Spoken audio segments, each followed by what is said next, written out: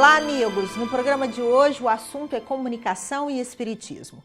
Eu conversei com o professor de comunicação social da Universidade Federal de Juiz de Fora, Paulo Roberto Leal. Em entrevista ao Ceará Espírita, ele falou sobre a difusão do espiritismo no meio espírita e ainda destacou o alcance dessa divulgação em diferentes setores da sociedade.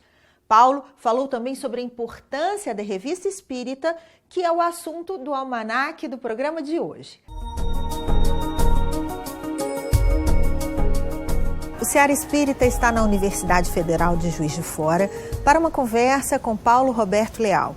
Ele é cientista político e professor de comunicação. Paulo, obrigado por sua participação no Ceará Espírita. É possível falarmos numa comunicação espírita? Eu acho que é em vários sentidos.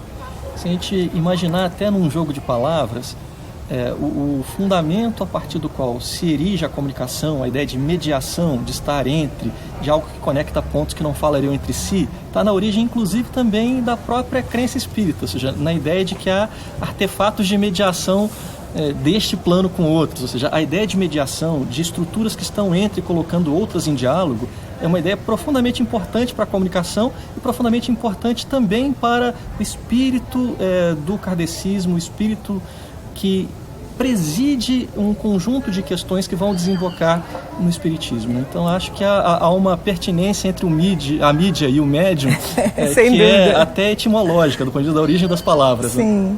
Há uma diferença entre comunicação espírita e comunicação no meio espírita? E se você pegar os princípios organizadores da doutrina, eles supõem que as pessoas vão ter que fazer escolhas racionais. Eles supõem que você vai estar diante de possibilidades de escolha e não de dogmas fechados e não de fé cega. Ao contrário, a suposição de uma fé raciocinada supõe a apresentação do contraditório, supõe a apresentação de ideias opostas, supõe que as pessoas façam escolhas em função das muitas ofertas discursivas que lhes são dadas. Se a gente pensar, portanto, nessa origem, claramente a ideia de criar estruturas comunicacionais que permitam que a diversidade de pontos de vista venha à tona, que permita que as pessoas estejam apresentadas a contextos complexos, não simplistas, isso está na origem do movimento espírita, o que faz a comunicação espírita estar também presente na origem do movimento espírita. Kardec teve preocupações absolutamente claras em criar instrumentos de diálogo com pessoas que ainda não eram, mas podiam vir a ser espíritos, e mesmo que não viessem a ser, que tinham que participar de um debate, e ao simples fazer isso, simplesmente porque participavam do debate, ajudavam a enriquecê-lo, ajudavam a trazer outros olhares.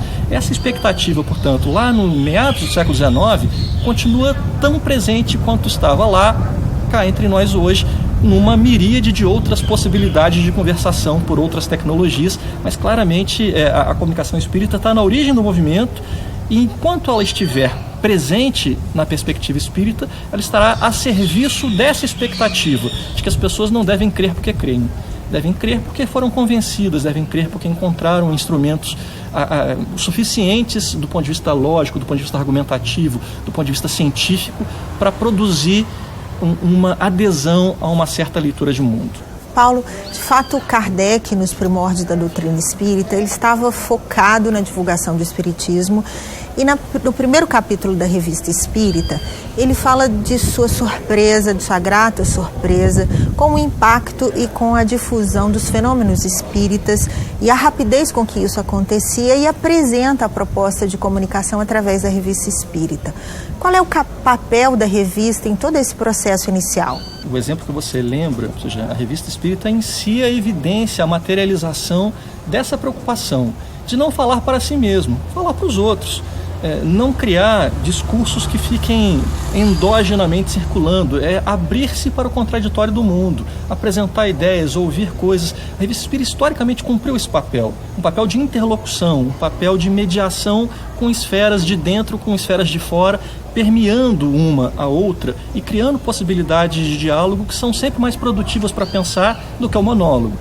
Me parece que hoje outras tantas estruturas existem e até se perdeu um pouco o hábito do movimento espírita recorrer tão insistentemente à Revista Espírita. o que não é necessariamente impossível de ser solucionado por outras vias, ou seja, o debate pode ser feito por outras vias, mas tomara que ele continue sendo feito por mais vias, inclusive este da Revista Espírita, que não deve ser desconsiderada como um instrumento relevante, até do ponto de vista do seu interesse histórico, para permear essa possibilidade da conversação de dentro com fora, e ao mesmo tempo de mostrar que dentro do movimento há diversidade de pontos de vista, e ela é salutar, ela é bem-vinda, né? Se tem um tipo de paz que é horrível, é a paz dos cemitérios, não é? Ao contrário, o que a gente quer é a produção ativa de vida e de discussão sobre a vida, e o movimento espírita, historicamente, tem encontrado na comunicação uma das esferas pelas quais manifesta-se esse tipo de apreço pela pluralidade, pela diversidade, pelo volume de visões que devem ser colocadas à baila para que as pessoas possam formar juízo, não apenas porque foram tangidas, mas porque escolheram. É possível atualizar-se lendo a Revista Espírita? Eu acho um dado fundamental perceber que Kardec, o codificador da doutrina, era um homem do seu tempo, era um homem do seu lugar, entrecortado por todos os valores, por todas as questões típicas do seu tempo e do seu lugar. O que significa, portanto, que um discurso de sacralização, estava naquele texto, não é um discurso que Kardec aprovaria, porque homem das letras, homem das ciências, ele tinha perfeita noção de como que o fenômeno humano é complexo, de como o fenômeno humano exige recorrente releitura do passado, o que significa que sacralizar o texto, seja de Kardec, seja de qualquer outra fonte espírita, vai na contramão, me parece, do desejo ideológico dele e de todos aqueles que construíram essa doutrina, que é feita no calor vivo da reflexão. E no calor vivo da reflexão, que permite olhar para o passado e ter outras leituras, e ter outros pontos de vista. Isso, ao contrário de tornar menos relevante o que se escreveu em meados do século XIX, torna mais relevante, porque você percebe que alguém que escreve no século XIX, naquele contexto, pode pensar certas coisas que talvez não pudessem ser pensadas um século antes, e que certamente pensadas hoje não devem ser vistas de modo literal, de modo simplista, de modo maniqueísta. Ao contrário, continuar investigando, né? Se a proposta do movimento espírita no seu nascimento é ser fé, mas ao mesmo tempo ser ciência, a dúvida, a possibilidade de continuar investigando estava presente lá como está presente cá. Respeitar isso é não sacralizar a leitura, imaginando que todas as respostas estão dadas, que não há mais nada a inquirir, que não há mais nada a pesquisar. Ao contrário, há sempre coisas a olhar, inclusive fazendo releituras do passado, o que implica que textos importantes do movimento espírita, sejam os textos da codificação, sejam textos jornalísticos que circularam ao longo de mais de um século e meio de história, não são textos que dão a verdade última, ao contrário, está aberta para a gente, aqui e agora, a possibilidade de continuar interpretando o mundo, interpretando a própria questão da espiritualidade, à luz de valores perenes, de valores sólidos, mas também sempre à luz da potente dúvida que faz a gente olhar para o mundo, se surpreender, ver a beleza dele e fazer perguntas novas. Kardec gostava de fazer perguntas novas, portanto, acho que é razoável que façamos também. Você acredita que a comunicação espírita tem sido feita com este princípio de fomentar o conhecimento, de fomentar a leitura? Obviamente há muito a caminhar, né? Não tem qualquer dúvida de que mais pode ser feito em todas as arenas, inclusive nessa. Mas um dado que me parece relevante é não imaginar que a comunicação espírita se dará apenas em veículos espíritas, né?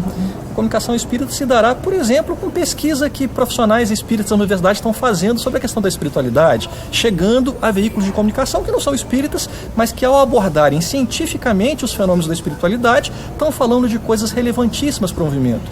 O movimento espírita falará não apenas por seus veículos próprios, mas também quando temas muito caros à discussão espírita, o tema da mediunidade, invade arenas noticiosas, por exemplo, dos veículos tradicionais. Ou seja, pensar a comunicação espírita é pensar para além dos veículos auto-intitulados espíritas, mas pensar nos grandes temas que nos interessam, que tem que cada vez mais ocupar a agenda dos meios de comunicação de massa como um todo, e ao ocuparem a agenda dos meios de comunicação de massa, ocupam também a agenda dos indivíduos que ali frequentam como espectadores, como ouvintes, como leitores. Acho que o compromisso do movimento espírita é ter jornais próprios, ter revistas próprias, ter programas próprios, deve tê-los, deve ter mais ainda. Mas é não ficar apenas nessa esfera, ao contrário, abrir-se ao diálogo com a sociedade. O que implica, inclusive, receber críticas, o que implica não ficar em posições confortáveis, Sim. mas abrir-se a um sincero diálogo, e sincero diálogo implica falar e ouvir, implica atos de convencimento dos outros, mas também uma abertura de espírito para ouvir os outros. A comunicação espírita, portanto, deve ser vista numa visão mais ampla do que meramente só desenvolver instrumentos de comunicação do movimento para si mesmo. E deve falar para a sociedade, né? Deve falar para o movimento espírita, mas também para a sociedade, para quem não é espírita. Acho que esse tipo de esforço é absolutamente crucial e será tão mais bem sucedido quanto mais todos nós nos abrirmos para essas possibilidades. Tem um limite aí na comunicação das religiões, de uma maneira assim, um tanto superficial, vamos dizer assim. A comunicação religiosa, ela fica um tanto estigmatizada por alguns comportamentos viciosos. Você vê essa possibilidade na comunicação espírita feita pelos espíritas hoje? Acho que há sempre presente o risco de uma produção endógena, de uma produção que fala para si mesma, que não é capaz de alargar o horizonte do diálogo para quem não participa dele ainda. E o espírito fundamental que nos motiva deve ser esse, trazer mais gente para discutir essas questões do que aquelas que já discutem. Nesse sentido, é fundamental que o movimento espírita, como qualquer grupo religioso, tenha sempre um pressuposto que acho que Kardec tinha, que grandes próceres do movimento espírita sempre tiveram: abertura, né? A possibilidade de perceber que, por mais que tenhamos verdades perenes que nos orientam como valores, a gente não pode ter uma postura autoritária de impor essas verdades para os outros como se fossem indiscutíveis ou como se não fossem também permeadas por fenômenos da temporalidade cultural, do tempo e do espaço, o que significa, portanto, uma posição de sujeito que está aberto para ouvir, que não está aberto só para falar, que está aberto para escutar o outro, que não está aberto apenas para convencer o outro. Esse tipo de posição de sujeito me parece que é altamente presente lá em Kardec, altamente presente em próceres do movimento, tomara que esteja altamente presente também nos nossos esforços comunicativos. Paulo, muito obrigada por sua participação aqui no Seara Espírita. Nós esperamos que isso possa ser repetido várias vezes.